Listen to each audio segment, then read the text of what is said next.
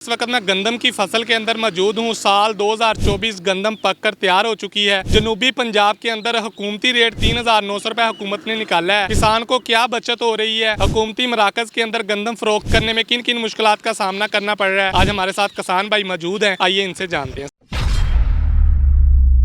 अस्सलाम वालेकुम। वालेकुम अस्सलाम। क्या हाल चाल है भाईजान? हाँ जी अल्हम्दुलिल्लाह भाई। क्या नाम है भाईजान आपका? आबद इकबाल जी। अबद भाई आपका इलाका कौन सा है? ये जी मियाँ चन्नू आ हाँ जी। ਤੇ 126-15 ਹੈ। ठीक है माशाल्लाह गंदम की फसल तैयार हो चुकी है, ਕੱਟੀ ਹੋਈ ਹੈ, ਵੱਢ ਕੇ ਉਹਨਾਂ ਨੇ ਪਾਲੀਆਂ ਭਰੀਆਂ ਜਿਹੜੀਆਂ ਵਾ। ਕੀ 3,900 ਰੁਪਏ ਰੇਟ ਕੱਢਿਆ ਵਾ ਤੇ ਕਿਸਾਨ ਨੂੰ ਕੀ ਕੋਈ ਬਚਤ ਹੋ ਰਹੀ ਹੈ? ਗੰਦਮ ਅਸੀਂ ਲਾਈ ਆ ਜੀ, ਵਢਾ ਵੀ ਲਈ ਹੋਈ, ਹਾਂਜੀ। ਲੇਕਿਨ ਸਾਨੂੰ ਇਹਦਾ ਕੋਈ ਫਾਇਦਾ ਨਹੀਂ ਹੋਇਆ। ਫਾਇਦਾ ਸਾਨੂੰ ਇਸ ਤਰ੍ਹਾਂ ਨਹੀਂ ਹੋਇਆ ਕਿ ਗਵਰਨਮੈਂਟ ਪਹਿਲੇ ਤਾਂ ਰੇਟ ਦਿੰਦੀ ਨਹੀਂ ਸੀ ਪਈ। 3,900 ਰੁਪਿਆ ਪਿਛਲੇ ਸਾਲ ਸੀਗਾ, 3,900 ਰੁਪਿਆ 2024 ਦੇ ਵਿੱਚ ਆ ਗਿਆ। ਪਿਛਲੇ ਸਾਲ ਦੀ ਮਹਿੰਗਾਈ ਔਰ ਇਸ ਸਾਲ ਦੀ ਮਹਿੰਗਾਈ ਤੁਸੀਂ ਦੇਖੋ ਕਿ ਕਿੰਨਾ ਫਰਕ ਆ ਗਿਆ।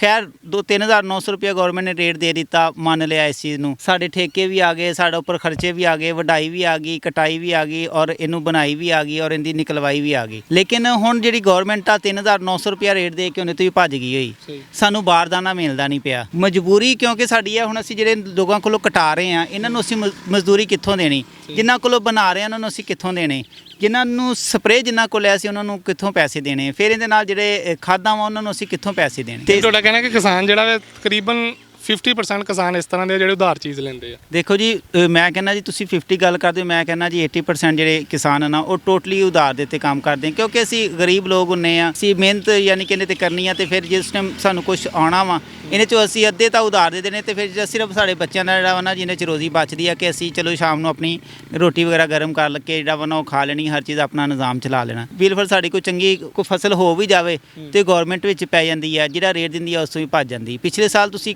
ਕਪਾਹ ਲਾ ਲਓ ਤੇ ਹੁਣ ਜਿਹੜੀ ਗੰਦਮ ਆਈ ਆ ਤੇ ਹੁਣ ਇਹਦੇ 'ਚ ਵੀ ਇਹਨਾਂ ਨੇ ਇਹੀ ਕੰਮ। 3,900 ਰੁਪਏ ਰੇਟ ਕੱਢਿਆ ਹੁਕੂਮਤ ਨੇ।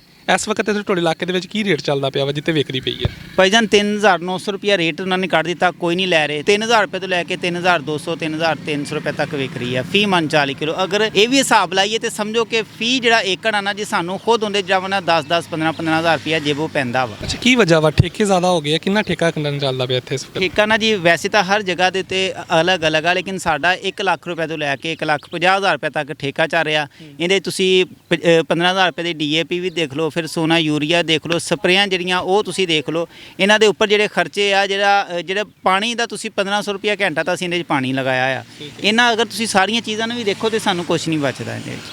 ਤੇ ਕਿੰਨੀ ਕਿ ਤਕਰੀਬਨ 1 ਏਕੜ ਦੇ ਉੱਪਰ ਕਿੰਨਾ ਕੁ ਖਰਚਾ ਆ ਜਾਂਦਾ ਵਾ? ਅਗਰ ਇਹੀ ਜਿਹੜੀ ਸਾਡੀ ਗੰਦਮ ਆਣਾ ਜੀ 5,000 ਰੁਪਇਆ ਫੀ ਮਨ ਵਿਕੇ ਨਾ ਜੀ, ਫਿਰ ਸਾਡਾ ਇਹਨਾਂ ਦੇ ਖਰਚਾ ਪੂਰਾ ਹੁੰਦਾ। ਫਿਰ ਇਹਦੇ 'ਚ ਮੈਂ ਦੂਸਰੀ ਗੱਲ ਇੱਕ ਹੋਰ ਵੀ ਕਹਿਣਾ ਚਾਹੁੰਦਾ, ਅਸੀਂ ਜ਼ਾਲਮ ਨਹੀਂ ਹੈਗੇ। ਅਸੀਂ ਨਹੀਂ ਕਹਿੰਦੇ ਕਿ ਯਾਰ ਇੱਕ ਗਰੀਬ ਬੰਦਾ ਉਹਨੂੰ ਚੀਜ਼ ਨਾ ਮਿਲੇ ਜਾਂ ਮਹਿੰਗੀ ਮਿਲੇ, ਉਹ ਭੁੱਖ ਨਾਲ ਉਹਦੇ ਬੱਚੇ ਮਰ ਜਾਣ। ਨਹੀਂ, ਅਸੀਂ ਕਹਿੰਦੇ ਕਿ ਸਾਡੀ ਜਿਹੜੀ ਚੀਜ਼ ਆ ਉਹ 2,000 ਰੁਪਇਆ ਵਿਕੇ, 1,500 ਰੁਪਇਆ ਮਨ ਵਿਕੇ, ਲੇਕਿਨ ਸਾਨੂੰ ਉਹਦੇ 'ਚ ਸਪਰੇਅ ਵੀ ਸਸਤੀ ਦੇਣ, ਸਾਨੂੰ ਉਹਦੇ 'ਚ ਖਾਦ ਵੀ ਸਸਤੀ ਦੇਣ, ਪਾਣੀ ਵੀ ਸਸਤਾ ਦੇਣ, ਸਾਨੂੰ ਇਹ ਚੀਜ਼ਾਂ ਸਸਤੀਆਂ ਦੇਣ। ਅਸੀਂ ਵੀ ਕਹਿੰਦੇ ਕਿ ਗਰੀਬ ਨੂੰ ਇਹ ਚੀਜ਼ 2,000 ਰੁਪਇਆ 1,500 1,000 1,200 800 ਮਿਲਣੀ ਚਾਹੀਦੀ। ਹੁਕੂਮਤ ਵੀ ਤਾਂ ਇਹਦੇ ਬਾਰੇ ਕੁਝ ਦੇਖੇ ਨਾ ਕਿ ਆਮ ਬੰਦੇ ਨੂੰ ਅਸੀਂ ਸਸਤੀ ਦਈਏ, ਜਿਹੜਾ ਕਿਸਾਨ ਮਾਰ ਦਿੱਤਾ ਸਾਨੂੰ ਉਹਨਾਂ ਨੇ ਕਿੱਥੇ ਰੱਖਣਾ। ਅੱਛਾ ਅਬਦ ਭਾਈ ਮੈਨੂੰ ਦੱਸਿਓ ਕਿ ਇਸ ਵਕਤ ਤੁਹਾਨੂੰ ਲੱਗਦਾ ਪਿਆ ਕਿ ਕੋਈ ਕਿਸਾਨ ਐਸਾ ਹੋਏਗਾ ਜਿਹਨੂੰ ਫੀ ਏਕੜ 'ਚੋਂ ਕੁਝ ਨਾ ਕੁਝ ਬਚਤ ਹੋ ਰਹੀ ਹੋਏਗੀ?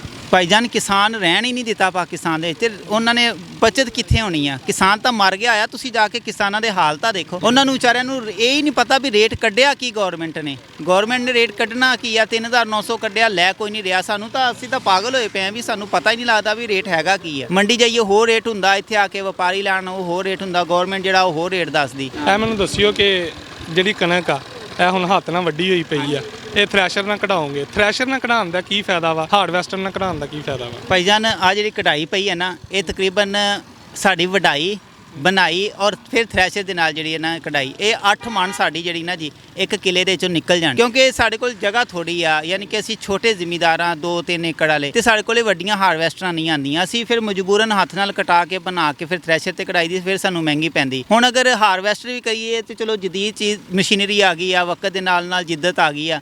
ਹੁਣ 26,000 ਰੁਪਇਆ ਉਹ ਫੀ ਏਕੜ ਦਾ ਲੈਂਦੇ ਆ ਤੇ 26,000 ਅਸੀਂ ਉਹਨਾਂ ਨੂੰ ਦੇਣਾ, ਉਹ ਪਹਿਲੇ ਅਸੀਂ ਕਿੱਥੋਂ ਦਈਏ? ਸਾਡੀ ਤਾਂ ਗੰਦਮ ਜਿਹੜੀ ਆ ਉਹ ਸਸਤੀ ਵਿਕਦੀ ਪਈ, ਪਹਿਲੇ ਅਸੀਂ ਕੱਢ ਕੇ ਉਹਨੂੰ ਦਵਾਂਗੇ ਕਿੱਥੋਂ? ਕੀ ਪੈਗਾਮ ਦੇਣਾ ਚਾਹੋਗੇ ਲਾਸਟ ਤੇ ਹੁਕੂਮਤ ਵਾਸਤੇ ਇੱਕ ਕਿਸਾਨ ਹੋਣ ਦੇ ਨਾਤੇ? ਹੁਕੂਮਤ ਨੂੰ ਹਮੇਸ਼ਾ ਤੋਂ ਇਹੀ ਪੈਗਾਮ ਆ ਕਿ ਜ਼ਰਾਅਤ ਚੁੱਕੇ ਰੀੜ੍ਹ ਦੀ ਹੱਡੀ ਆ ਔਰ ਪਾਕਿਸਤਾਨ ਦੇ ਵਿੱਚ ਇੱਕ ਮੁਸਬਤ ਕਿਰਦਾਰ ਅਦਾ ਕਰ ਰਹੀ ਆ। ਦੇਖੋ ਕਿ ਅਸੀਂ ਟੈਕਸ ਦਿੰਨੇ ਆ ਹਰ ਚੀਜ਼ ਦੇ ਵਿੱਚ, ਸਾਡੇ ਜਿਹੜੇ ਹੁਕਮਰਾਨ ਉਹ ਯਾਸ਼ੀਆਂ ਕਰਦੇ, ਚਲੋ ਕਮ ਸੇ ਕਮ ਅਸੀਂ ਯਾਸ਼ੀ ਨਹੀਂ ਕਰ ਸਕਦੇ, ਕਮ ਸੇ ਕਮ ਸਾਡੇ ਬੱਚਿਆਂ ਦਾ ਜਿਹੜਾ ਰਿਜ਼ਕ ਵਾ ਉਹ ਸਾਨੂੰ ਅੱਛੇ ਤਰੀਕੇ ਨਾਲ ਮਿਲਦਾ ਜਾਵੇ। ਮਿਹਰਬਾਨੀ ਕਰੋ 3900 ਰੁਪਇਆ ਤੁਸੀਂ ਰੇਟ ਕੱਢਿਆ, ਕਮ ਸੇ ਕਮ ਤੁਸੀਂ 3900 ਰੁਪਏ ਕਿਸਾਨ ਦੇ ਕੋਲੋਂ ਲੈ ਲਓ। ਉੱਥੇ ਜਾਈਦਾ ਵਾ ਬਾਰਦਾਨਾ ਨਹੀਂ ਮਿਲਦਾ ਜੀ, ਅੱਗੇ ਸਾਨੂੰ ਹੋਰ ਗੱਲਾਂ ਸੁਣਾ ਦਿੰਦੇ। ਮਜਬੂਰੀ ਆ ਫਿਰ ਅਸੀਂ ਹੁਣ ਦੇਖੋ ਨਾ, ਹੁਣ ਆ ਬਾਕੀ ਜਿਹੜੀ ਇਹਨਾਂ ਨਾਲ ਅਸੀਂ ਰੈਪਰ ਨਾਲ ਘਟਾਣੀ, ਇਸ ਬੰਦੇ ਨੂੰ ਅਸੀਂ ਕਿੱਥੋਂ ਪੈਸੇ ਦੇਵਾਂਗੇ ਐਡਵਾਂਸ? ਫਿਰ ਸਾਨੂੰ ਮਜਬੂਰੀ ਪੈ ਜਾਣੀ, ਅਸੀਂ ਫਿਰ 3000 ਨੂੰ 2000 ਨੂੰ 3500 ਨੂੰ ਜਿਵੇਂ ਵਿਕਦੀ ਅਸੀਂ ਵੇਚ ਕੇ ਪਾਈ ਇਹਨਾਂ ਨੂੰ ਵੀ ਦੇਵਾਂਗੇ, ਜਿਨ੍ਹਾਂ ਦੇ ਦੇਣੇ ਉਹਨਾਂ ਨੂੰ ਵੀ ਦੇਵਾਂਗੇ। ਫਿਰ ਜੇ ਕੋਈ ਬਚ ਗਿਆ ਸਾਨੂੰ ਤੇ ਅਸੀਂ ਘਰ ਲੈ ਜਾਵਾਂਗੇ, ਨਹੀਂ ਤੇ ਭਾਈ ਜਿਹੜੀ ਲੋਕਾਂ ਦੀ ਉਹਨਾਂ ਨੂੰ ਦੇ ਕੇ ਅਸੀਂ ਸਾਨੂੰ ਫਿਰ ਧੱਕੇ ਵੱਜ ਜਾਣਗੇ। ਅੱਛਾ ਆਬਦ ਭਾਈ, ਮੈਂ ਨਾ ਤੁਹਾਡੀ ਇੱਕ ਗੱਲ ਨੋਟ ਕੀਤੀ, ਤੁਸੀਂ ਕਿਹਾ ਜੀ ਜ਼ਰਾਤ ਰੀੜ ਦੀ ਹੱਡੀ ਦੀ ਮਾਨਤਾ ਪਾਕਿਸਤਾਨ ਦੀ। ਟਮਾਟਰ ਲੀਮੂ ਅਸੀਂ ਮੰਗਾ ਰਹੇ ਹਾਂ ਇੰਡੀਆ ਕੋਲੋਂ, ਹਾਂਜੀ,